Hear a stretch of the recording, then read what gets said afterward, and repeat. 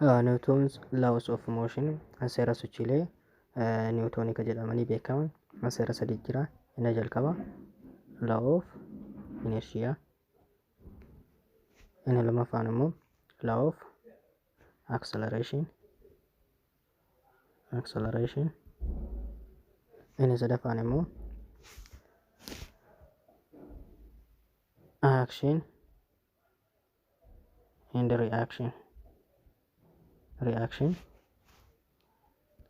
law kan jedhamee beekamu. So isa jalqabaa yoo ilaallu seera sochii niwutoonii keessaa isa lammaffaa isa jalqabaa law of inertia kan jedhamu.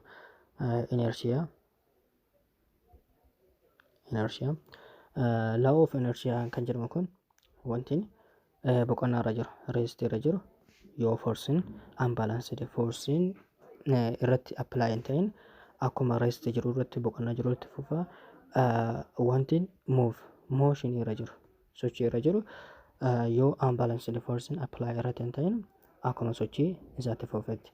Kana jechuun acceleration keenya asirratti maal inni zero jechuudha. There is no applied force. Applied force yoo apply qaama tokko irratti hin taane acceleration keenya zeroodha. Acceleration keenya akkamitti zero ta'e egaa wanti tokko motion irra jiraatee jettanii gaaffiin isinitti uumamuu danda'a. Kun akka ta'etti motion kun immoo motion wal fakkaataadha. Velocity isaa maal inni constant yoo ta'e, velocity constant yoo ta'e maal inni acceleration is equals to change of velocity over change of time dha.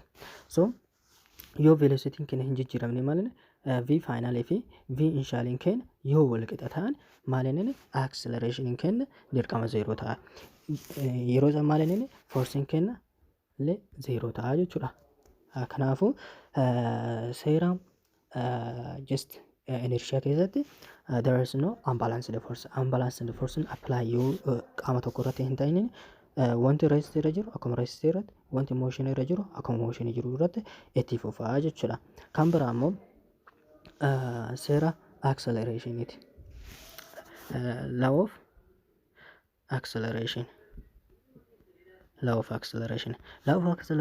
second law of Newton jedhamee illee ni beekama jechuudha. Kun immoo force is equals to m dhaan formulaa kanadhaan beekama jechuudha. Humni qixataa hanga baay'isu ariitiitii guulaatii jechuudha. So kanaafuu forcein relation sirrii maalii wajjin qaba? Acceleration wajjin qaba. Force yoo dabala acceleration ni dabala. Akkasumas force yoo hir'ate acceleration ni hir'ata. Akkasumas kan acceleration yoo dabala forcenis ni dabala jechuudha. Kan biraa immoo force inverse relationship acceleration inverse relationship with what? With mass dha. Mass fi acceleration waliif relation fuggisuu waliin qabu jechuudha. Relation faallaa waliin qabu. Yoo tokko isa dabale kun immoo ni hir'ata jechuudha. So kanaafuu yoo acceleration dabale maasin keenya ni hir'ata jechuudha. Kanaafuu fakkeenya forcing keenya constant dha. Maasin keenya just 2 kilogram dha. Then here acceleration keenya 3 meter per second square jennu. Then you forcing keenya here forcing keenya maal ta'a? M eta then force is equals to what? Just 2 kilogram times 3 meter per second square. Then force keenya what? 6 newton ta'a jechuudha. Kun immoo karaa salphaaniitiin. Kan biraa immoo osoo gara second law kan osoo hin xumurin kan biraa immoo inertia. Inertia maalidha? Inertia jechuun tendency waa tokko resist gochuudha. Wanti fakkeenyaaf wanti motion irra jiru yeroo hundaayyuu motion san itti fufuu barbaada jechuudha. Dhaabbachuu barbaadu. Warri rest irra jiru immoo rest sana irraa ka'uu barbaadan jechuudha. Rest sana irra turuu barbaadan.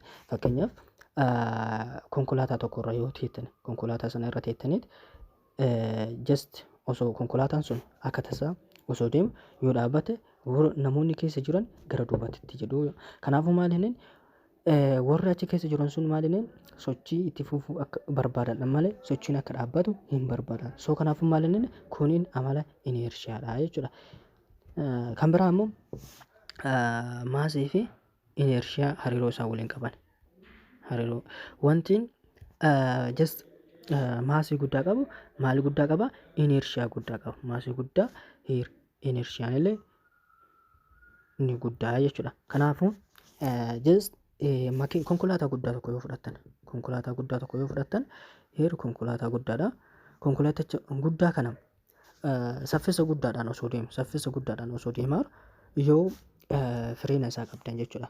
Yoo fireena isaa qabdan wanti inni resist gochuu danda'u tarii meeshaan miidhamuu danda'a, waa hedduu miidhamuu danda'a.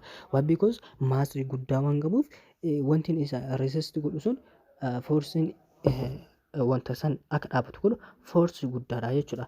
Yoo forsiin xiqqaa taate immoo dhaabuu hin danda'u jechuudha. Kanaafuu wanti inni resist godhu sun baay'ee guddaadha. Kanaafuu ineershiyaa fi maasiin rileeshinii sirrii waliin qabanii jechuudha.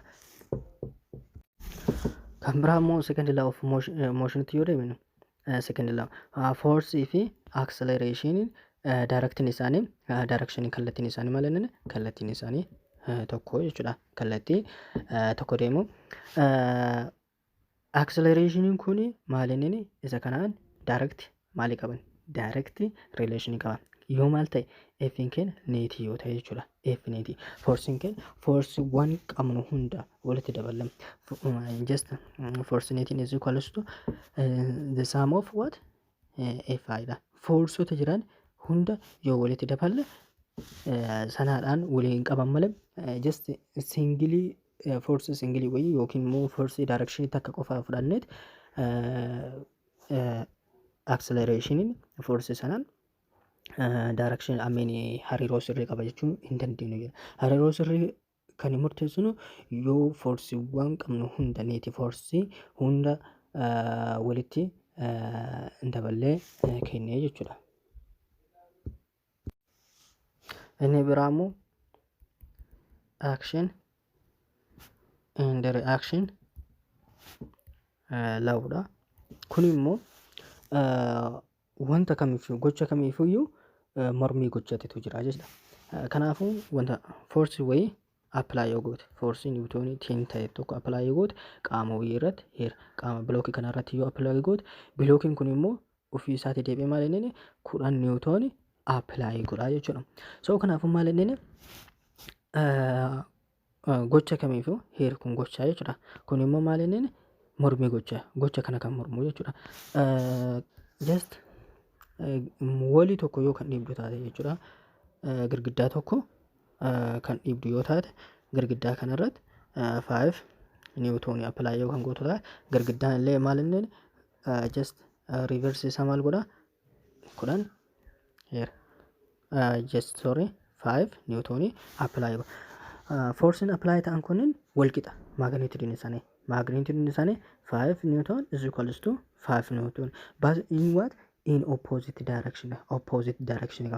For example, if haa jennu kanaan immoo kagaranaan immoo FB haa jennu. Then F is equals to what? FB magnitude dha. Kun magnitude dha. Garuu immoo direction immoo F is equals to minus of FB jechuudha. Gaafiin biraa immoo so kanaafuu forcing jara lamaan iyyuu wal qixa. Direction isaanii garagara. Yoo walitti daballe immoo zeeroo ta'aa gaafii jedhutu jira. Miti never zeeroon ta'uus maafi negative 5 itti dabalu 5 actually zeeroo ta'a. Garuu immoo akka ibsa seera kanaatitti zeeroon ta'u. Sababni isaa kan zeeroo hin taaneef maal inni kan walitti dabaluu dandeenyu forcii kan walitti dabaluu dandeenyu yoo qaama tokko irra ta'e qofaa jechuudha. Amma qaama lamaatitu qaama garaagaraa irratti gaggeeffame jechuudha. Tokko forsiin walii kana irratti gaggeeffame, tokko immoo isa kana irratti gaggeeffame jechuudha. So kanaafuu Foorsii qaamota garaagaraa irratti gaggeeffame lamaan walitti dabaluu hin dandeenyu. Kanaafuu maal inni foorsiin kenna action in the reaction keessatti maal inni zeeroon ta'uu. Kan biraa immoo wanti nutti agarsiisu foorsii yeroo kamiyyuu maal inni peeriin ta'uu nu agarsiisa.